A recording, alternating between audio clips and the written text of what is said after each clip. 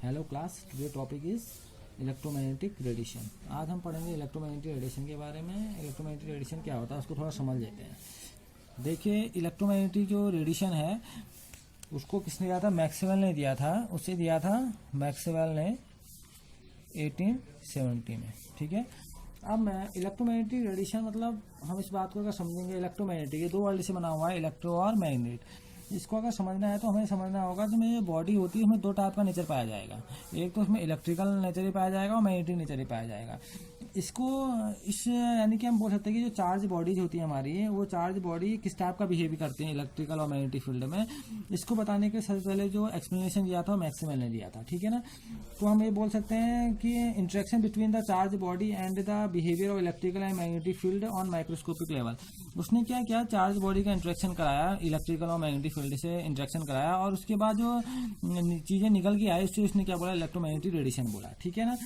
तो इन्होंने ये सजेस्ट किया था, इन्होंने बोला था when electrically charge particle moves under acceleration. जब कोई चार्ज पार्टिकल क्या करता है, इलेक्ट्रिकली चार्ज पार्टिकल बोलेंगे तो ज़्यादा सही होगा। जो इलेक्ट्रिकल चार्ज पार्टिकल होता है, जब वो क्या होता है, एक्सेलरेट करता है, चलता है, घूमता है, तो alternative electrical and magnetic field are produce. तो वो क्या करता है, इलेक्ट्रिकली मैग्नेटिक और इलेक्ट्रिकल फील्ड प्रोड्यूस करता है, और एक दूसरे में वो क्या कर सकते हैं, ट्रांसमिट कर सकते हैं। तो इन्होंने क्या बोला, he suggests that when electrically charged particle moves under acceleration, alternating electrical and magnetic fields are produced and transmitted. Electrical और मैग्नेटिक फील्ड प्रोड्यूस होंगे और एक दूसरे में क्या होंगे, वो ट्रांसमिट होंगे। These fields are transmitted in the form of waves। और ये कैसे, किस तरह से ट्रांसमिट होते हैं, ये वेव के फॉर्म में क्या होते हैं, ट्रांसमिट होते हैं। तो इन्हें बोला जाता है इलेक्ट्रोमैग्नेटिक वेव्स या इलेक्ट्रोमैग्नेटिक रेडिएशन। इसको आप इलेक्ट्रोमैग्नेटिक वेव्स से बोल सकते हैं, और क्या है, इलेक्ट्रोमैग्नेटिक रेडिएशन भी है। इस बात को समझना है। उन्होंने क्या बोला, इन्होंने ये बोला कि अगर आपके पास कोई इलेक्ट्रिकल चार्ज पार्टिकल है, आप उसको एक्सीलरेट कराते हैं, इलेक्ट्रिकल और मैग्नेटिक फील्ड क्या करता है, एक्सीलरेट करने के बाद वो क्या करता है, चार्ज पार्टिकल इलेक्ट्रिकल और मैग्नेटिक फील्ड जनरेट करता है। ठीक है ना, प्रोड्यूस करता है, और वो फिर क्या होता है, ट्रांसमिट करता है एक दूसरे में। और ट्रांसमिट किस रूप में करता है, वेव के रूप में करता है, और उसी को क्या बोला गया, इलेक्ट्रोमैग्नेटिक रेडिएशन बोला गया था। ठीक है ना। अब हम इस बात को समझेंगे कि हमने से क्या बोला, इलेक्ट्रोमैग्नेटिक रेडिएशन है, इलेक्ट्रोमैग्नेटिक वेव से बोला। ठीक है। तो हम इलेक्ट्रोमैग्नेटिक रेडिएशन को समझेंगे। देखिए, शुरुआत में क्या था, जो इलेक्ट्रोमैग्नेटिक वेव्स हम जिन्हें बोल रहे हैं, इन्हें शुरुआत में बोला जाता था कि न्यूटन ने जो बोला था, ये किससे बनी होती है, पार्टिकल से मिलके बनी रहती हैं। 19वीं सेंचुरी तक यही था। उसके बाद ये आया कि इनका जो नेचर होता है, लाइट की तरह इनका नेचर होता है। तो मैक्सवेल ने इस चीज़ को, जो ये कंट्राडिक्शन चल रहा था कि पार्टिकल नेचर की है इलेक्ट्रोमैग्नेटिक वेव, या लाइट नेचर की है, वेव नेचर की है, तो इसको थोड़ा उन्होंने क्या किया, इस चीज़ को समझाने की कोशिश की कि एक्चुअल में इलेक्ट्रोमैग्नेटिक रेडिएशन क्या है। उन्होंने क्या किया कि जो लाइट वेव्स थी, यानी कि लाइट वेव्स, उन्होंने ये बोला अगर हमने ऑक्सीलेट कराएं, अगर हम इनके लगातार क्या कराएं, इनको ऑक्सीलेट कराएं, यानी कि इनको घुमाने की कोशिश करें, तो होगा क्या कि ये क्या प्रोड्यूस करती हैं, इलेक्ट्रिकल और मैग्नेटिक फील्ड प्रोड्यूस करती है। यानी कि इनके पास जो नेचर होता है वो कैसा होता है, इलेक्ट्रिकल और मैग्नेटिक करेक्टर होता है इनके पास। तो हमें बोल सकते हैं, तो इलेक्ट्रोमैग्नेटिक वेव्स कैसा मोशन दिखाती हैं, ये आपको पार्टिकल नेचर भी दिखा देती हैं और लाइट नेचर भी दिखा देती हैं। तो अब यहाँ से बात निकल के आती है कि इसको हम पहचानेंगे कैसे। देखिए, यहाँ पर आपको दो फील्ड दिखाए गए हैं, इलेक्ट्रिकल फील्ड और मैग्नेटिक फील्ड बनाए गए हैं। यहाँ पर को तीन डायरेक्शन बनाएगी, एक्स, वाई और जेड। यहाँ पर दो प्लेन आपको दिख रहा है, एक डार्क में दिख रहा है, दूसरे में, यानी कि यहाँ पर दो कंपोनेंट है, दो कंपोनेंट आपस में एक दूसरे के परपेंडिकुलर हैं। देखिए, समझते इसमें क्या है। The oscillating electrical and magnetic field produced by oscillating charge particle are perpendicular to each other।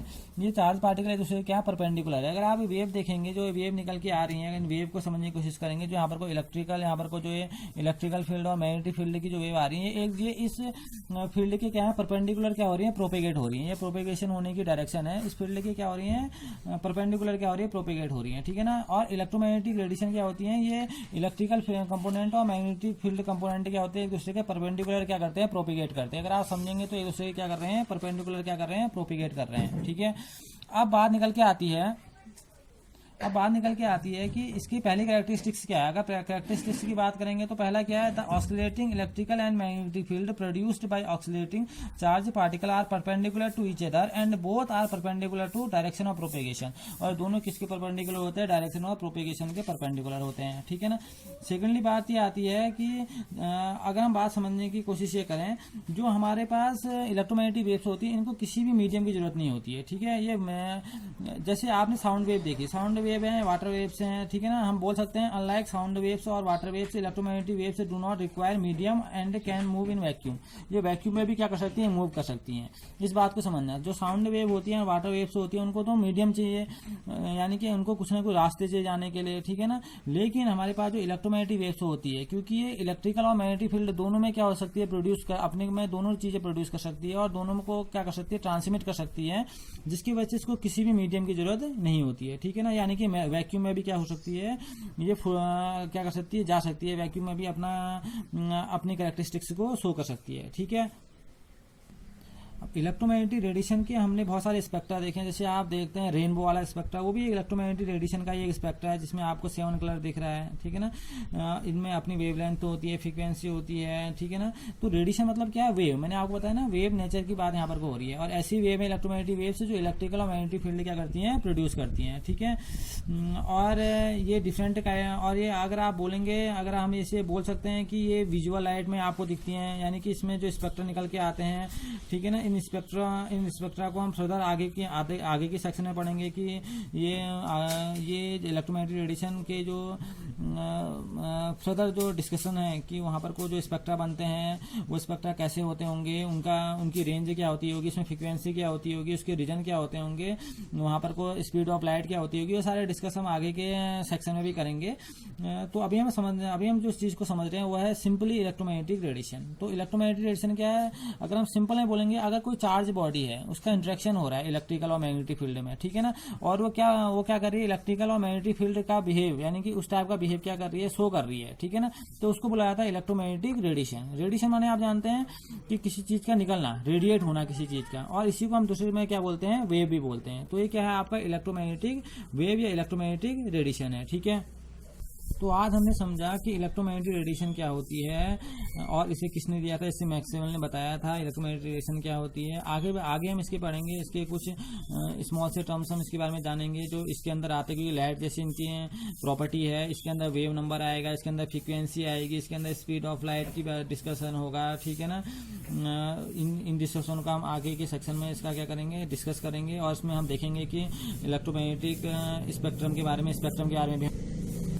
तो आगे के सेक्शन में हम सारी बातों को सुनने की कोशिश करेंगे कि फ्रीक्वेंसी क्या है, नेचर ऑफ लाइट क्या होता है, और स्पेक्ट्रम के अंदर हम इसको समझने की कोशिश करेंगे कि इसमें वेव नंबर, इन सारी चीज़ों का हम डिस्कशन करेंगे। Okay, thank you.